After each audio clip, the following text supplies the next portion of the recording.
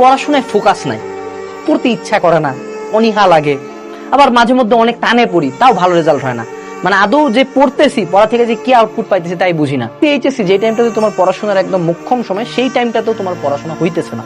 রিজনটা কি, চলো আমরা ফাইন্ড আউট করার চেষ্টা করি। তোমাদের এখন সমস্যাটা কি দেখো, ধরো তোমার এটা হলো ব্রেন, ঠিক আছে? এই ব্রেনের মধ্যে তুমি যত পরিমাণে শীট ঢুকাবা, যত পরিমাণে চিন্তা, কাজ, কর্ম, হ্যান ত্যান প্যান, ধরো এখানে তোমার একটা অনলাইন কোর্স ঢুকাইছো, একটা ব্যাচ ঢুকাইছো, একখান টিচার ঢুকাইছো, গল্পের বই ঢুকাইছো, ডিবেট ঢুকাইছো, অলিম্পিয়াড ঢুকাইছো, 2টা টক্সিক গার্লফ্রেন্ড ঢুকাইছো, তারপরে ফ্যামিলি প্রবলেম ঢুকাইছো, তারপর তোমার টাকা নাই, তোমার ফিনান্সিয়াল প্রবলেম, তারপর তুমি তোমার চেহারা নিয়ে হীনমন্যতায় ভুগতেছো, তারপর তুমি জিমে যাইতে চাইতেছো কিন্তু জিমে যাইতে পারতেছো না, এরকম। তারপরে অনলাইনে এক কন্ট্রোভার্সি, আরেকবার এই ভাইয়ার সাথে আরেক ভাইয়ার পোকা মারামারি, এই নিয়ে কাহিনী কি হলো, সরি। তো এরকম মেলা জিনিসপাতি তোমার মাথার মধ্যে ঢুকতেই আছে। তো এট দিস পয়েন্ট তুমি চিন্তা করো, তো একটা ব্রেনের মধ্যে যদি এতগুলা শীট তুমি ঢুকায় দাও, যেখানের মধ্যে পড়াশোনা যায়, আমার সেলফ স্টাডি, নিজে যে পড়তাম, নিজে যে আমি ধরো বুয়েটে চান্স পাইতে চাই, এগুলার কিন্তু খুব কম জায়গা, বুঝছো? তুমি ব্রেনের মধ্যে যাই ঢুকাও, এটা যত ছোট্ট জিনিস হোক, এটা কিন্তু ব্রেনের মধ্যে একটু না একটু জায়গা খাবে।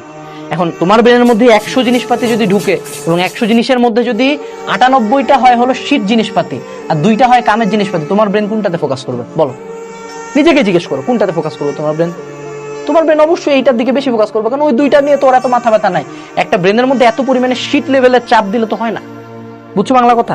তো তোমাদের ইস্যুটা কোন জায়গায় দেখো, তোমাদের ইস্যু হলো তোমরা এসএসসি এইচএসসি লেভেল সব করবা, মানে তোমরা হলো বিশাল বড়, মানে আরে মুই কি হুমগে, হ্যাঁ সব পারবো, আমি ভালো স্টুডেন্ট হব, ডিবেট হব, ক্যাপ্টেন হব, এই করব ওই করব, খেলে বেড়াবো, অনলাইনে আসে 14 ঘন্টা ফেসবুক চালাবো, রিলস দেখবো, এই ভাইয়ার পোস্টে কমন, ওই ভাইয়া কেন ব্যাক আসলো, এই ভাইয়ার সাথে ওই ভাইয়ার কাহিনী, আমার আবার গার্লফ্রেন্ড নিয়ে কাহিনী, এই নিয়ে গ্রুপের মধ্যে কাহিনী, অনলাইনে বিভিন্ন ভিডিও দেখতেছি, আবার গেম খেলি, আবার জিমে যাই, আবার বাইরেও খেলতে যাই, আবার জীবন নিয়ে হতাশা, আবার ফ্যামিলি প্রবলেম, এত কিছু ব্রেনে ধরে, এত কিছু ধরলে পড়বি কখন বেটা? পড়াশোনা কে করবে, তুই না তোর বাপ? বল। এটা তো হয় না, এমনি ব্রেন কাজ করে না, এমনি পড়াশোনা হয় না। সো ডোন্ট বি দিস গাই।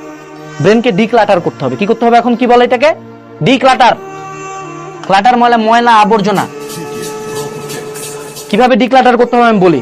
আজকে ভিডিও শেষ করে বসবা, খাতা কলম নিয়ে লিখবা যে তোমার লাইফে কি কি প্রবলেম, সুন্দর মতো আগে বসে খাতা কলম নিয়ে লিখবা যে জীবন থেকে এখন কি কি বাদ দেওয়া যায়।